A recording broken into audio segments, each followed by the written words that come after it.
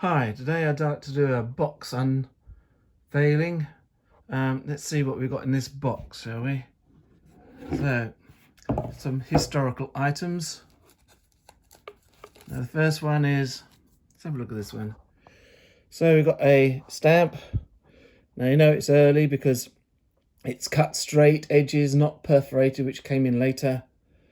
It's about 1840s and Saxon, so it's Saxony in Germany, and a half new groschen. So that one is an early German stamp. So the penny black came in 1841, I believe, which was the first sort of time they had stamps. Later on, we'll see if we've got anything without stamps. So stamps came in 1841 in Britain. That was the first country that had them, and they started to be used around the world quite quickly afterwards. So this is probably 1840s in date. What next have we got in here? This is a different one. A ration book, 1952 to 53. So even though the World War II had finished in 1945, especially in Britain and other countries, rationing still happened for a long time afterwards because there was a big problem with the supply of food and other commodities after the war. So even I remember when I was being born in 1953, there were still things like powdered milk and powdered eggs that were being sold. So this one shows you a ration book of 1952-53. And you went into your shop, you put your notes down here, you went into your shop and it had all the different things: meat, eggs, fat, cheese, bacon, sugar. And you go in there and they have dates of the thing, and then they would stamp it to say that you've received the item. So, and then you've got some coupons here for tea. I think you cut them out. And for different dates, they would cut them out.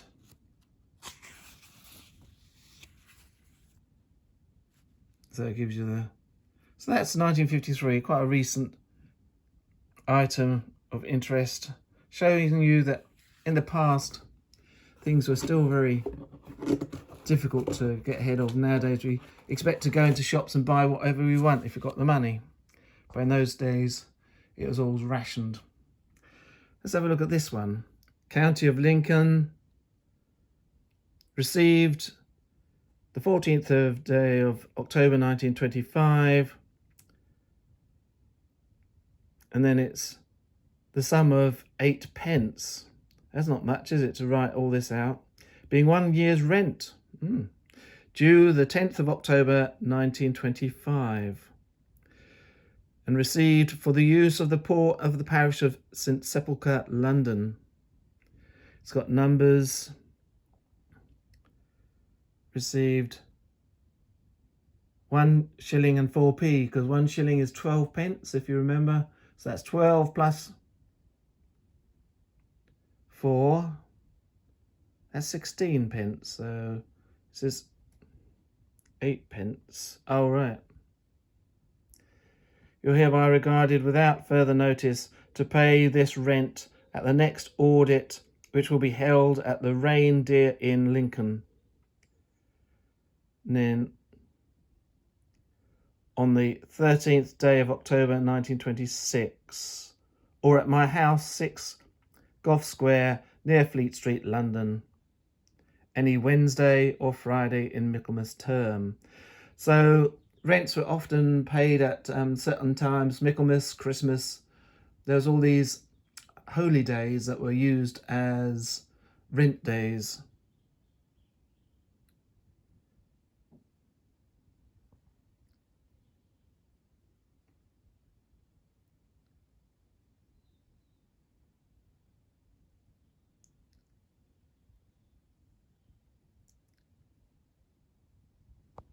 So that one's a piece of things. So let's see what else we've got in here. We've got rentals. 1732, Lee Warty, Canterbury. From 1732 to 1769. Bit of Latin there, which I don't understand. Many people in this day, if they were educated, they knew Latin. And then we've got some rentals. So it just shows you the amount of rent that they got. So it was quite a bit of money, actually. Total of the yearly rents of the freehold estate in Kent, £148, 3 shillings and 4 pence. So that's all in old money. In the city of Canterbury, £48 and 4 shillings and 6 pence. And at Witham, Essex, not far from me, £2 and 10 shillings.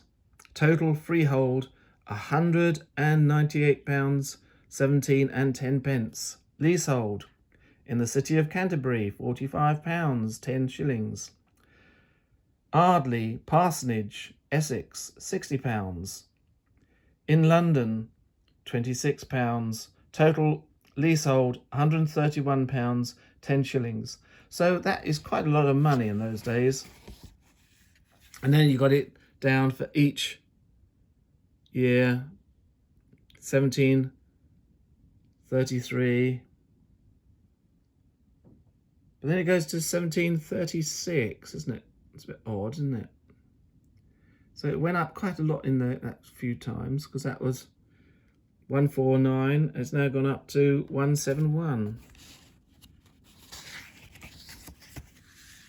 Then 1739, freehold in Kent, 222. So either the rents have been increasing quite substantially, or he's purchased more lands to get more rent. So 288 there. So it's going up quite significantly. 377. So that's from 1752 to 1756. It's gone up quite substantially. It could well be it's going up by purchase of new land, because you can look at Canterbury, £82. Canterbury here, £82. And that one, Witham, £52. And Witham, £53. So it looks like Canterbury is where he's buying some more land, and it's going up to there to 493, while in Canterbury £82 and Witham 54. And then at the end, because people were very religious in those days, there's a psalm in Latin. So that's a little book of little rents, which is quite interesting. It shows you the rents of the period. You think if somebody wrote this down by hand, they had to manually done it with ink and pen. Let's have a look at this one. Now, this is in French, so if any French viewers can tell me what that means. But I believe it's to do with the military. The regiment arrives in Dijon, I think it's called, 1815. So it's just after, well, it's at the end of the Napoleonic War. And I think this is to do with taking on, I know there's 8 hours. So it's to take on billets, so it's lodgings for people. So it's probably for an army lodging. And these would have been given out to people who are letting out some house, and they would then go and get money from the army after these people had been in their house. Another item is here. Again, something to do with Napoleonic period, I believe. Yeah, these are also very much to do with the Napoleonic period. And these are paper money. So during the revolution, the state issued these paper notes, very early form of currency in Britain, in Europe. So October 1792, I think that is, 24th of October. There's the series number. And it's got, also it's being given watermarks, so you can see the watermarks. I think you can be able to see this. I'll hold this up to the light. So that they stopped being forged, they would be given these watermarks so they can tell that these are correct. And they're called a signia, and that is 10 sous. Again, it's signed by the governor of the bank. Very ornate. These were being printed off and then issued as a form of currency. Again, we've got another one. What's that, 14 or 15 sols? Again, this is during the second, because in the revolution they got rid of the Gregorian calendar and they started a new year calendar from the beginning. So here we've got the second year of the Republic. Again, we got the, oh, it's 50. So 50. My French is very limited. And I know that French is very difficult in numbers because they do like 2 times 20, it makes 40, that sort of thing. And here we've got 10 livres. So livre is quite big. You've got the sol, I think, became livre. 1792. And the thing that gets me is that when I hold these things, you have a direct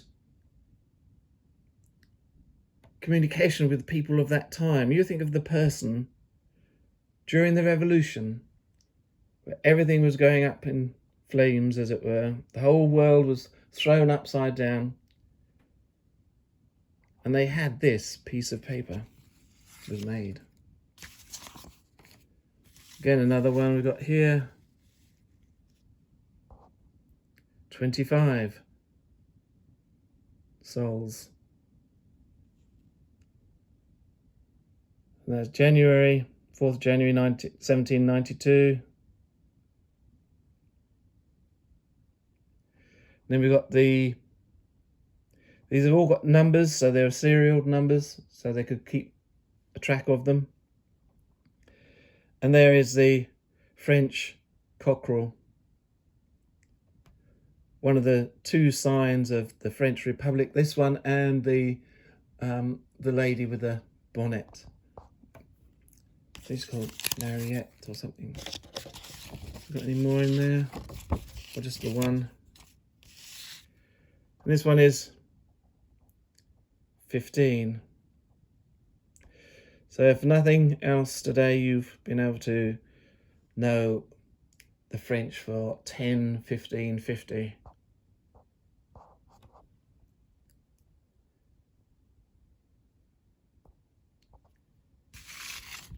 What else has we got in here? Let's have a look in there.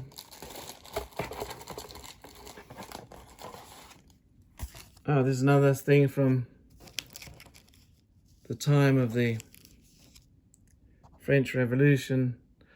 I certify that the numbers of officers, non-commissioned officers, private men, and servants upon which the above estimate has been calculated and the casualties are correctly stated. And there is signed by a commanding officer. There's the paymaster. This day of December 1803. So during the Napoleonic War, they've got the paymaster, and he's signing to say that he's spent so much money on all these. I certify that the sum of £902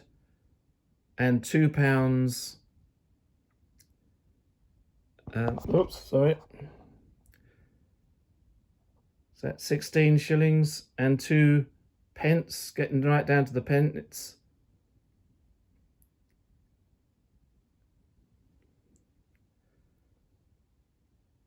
Has been issued to the regimental paymaster upon the above estimate.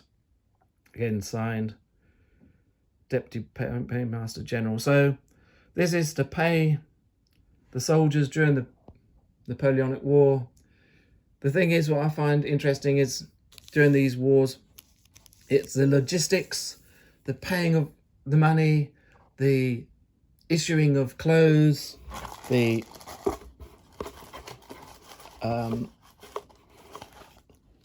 whole behind the scene. It's not just the fighting, it is the whole thing of getting people onto the battleground and then paying them, feeding them, clothing them, doing everything for them.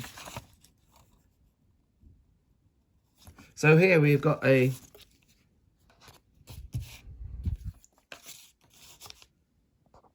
so it's 1830. So it's pre-stamp days. Now, when you had stamped, before the stamp day, the person who received the letter paid for the letter, usually, most of the time. So you would send out your letter, and the person who received it would be given a letter by the postman, and he would say, if you give me 5p, you can have this letter, and then it's up to you whether you receive the letter or not. And the amount was calculated on the number of miles that it had to travel. So in those days, it was expensive, and you would write on every last piece of the paper, you would seal it with your seal to make sure that it hasn't been opened and looked at by anybody else. So let's open it up.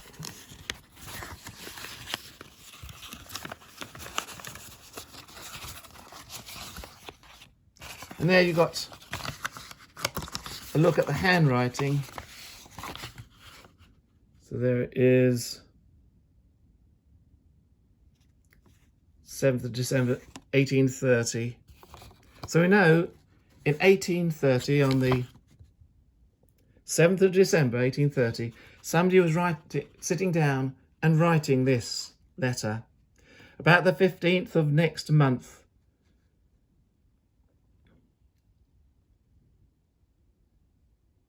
will best such me to receive the Waterby rent. So most of these that survived are to do with, so this is again, I think it's just for asking for money, and it's to do with Norwich.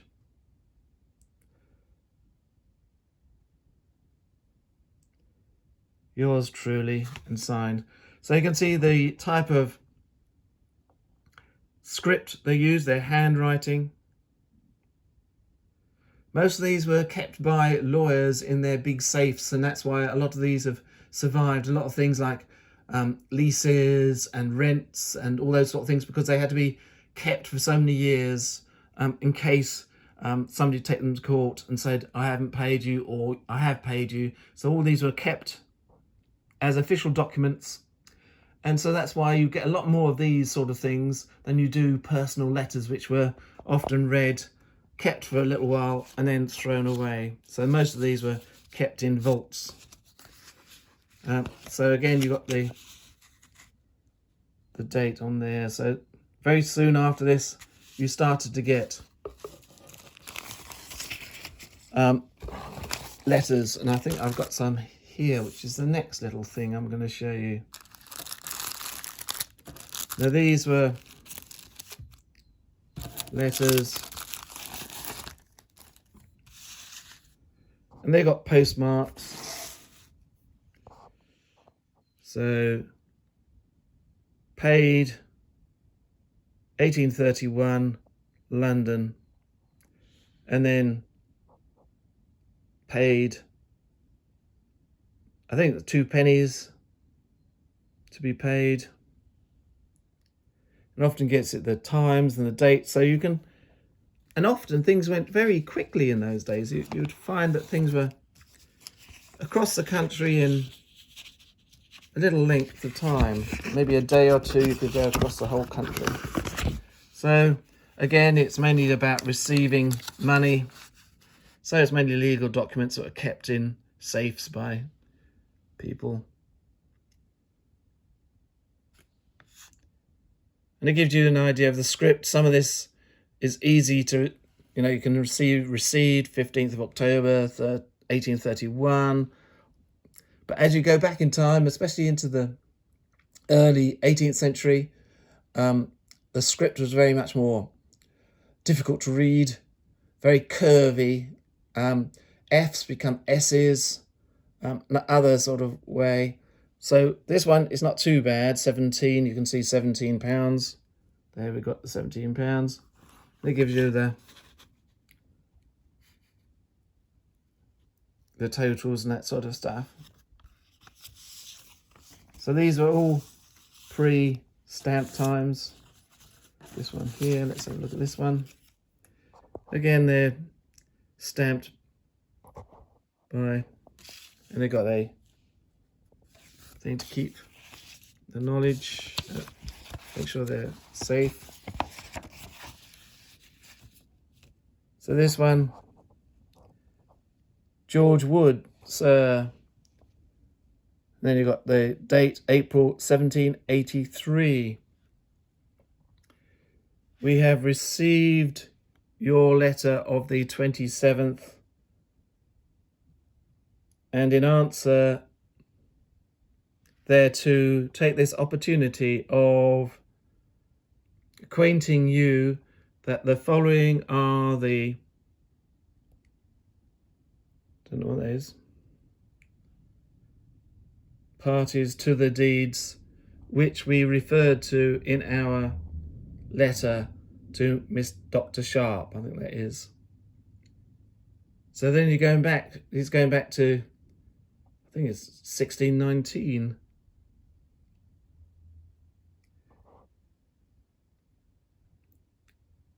So it's mainly, these are mainly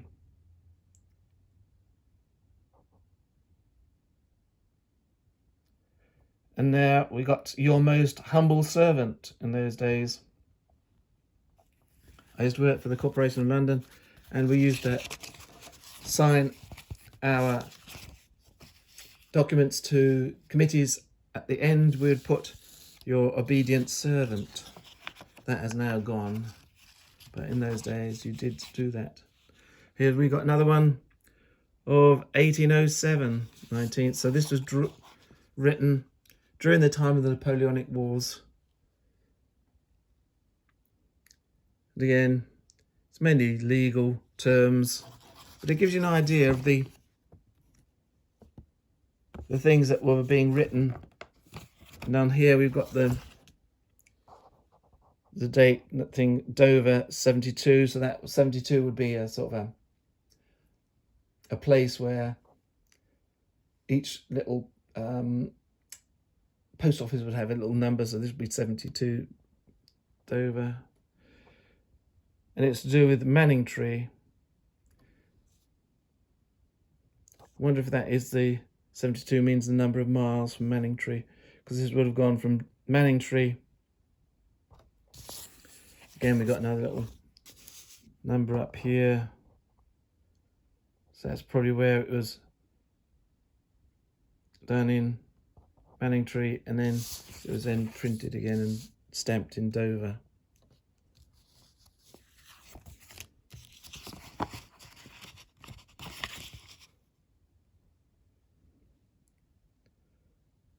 Or is it going from, oh, it's going from Dover, sorry. It's from Dover to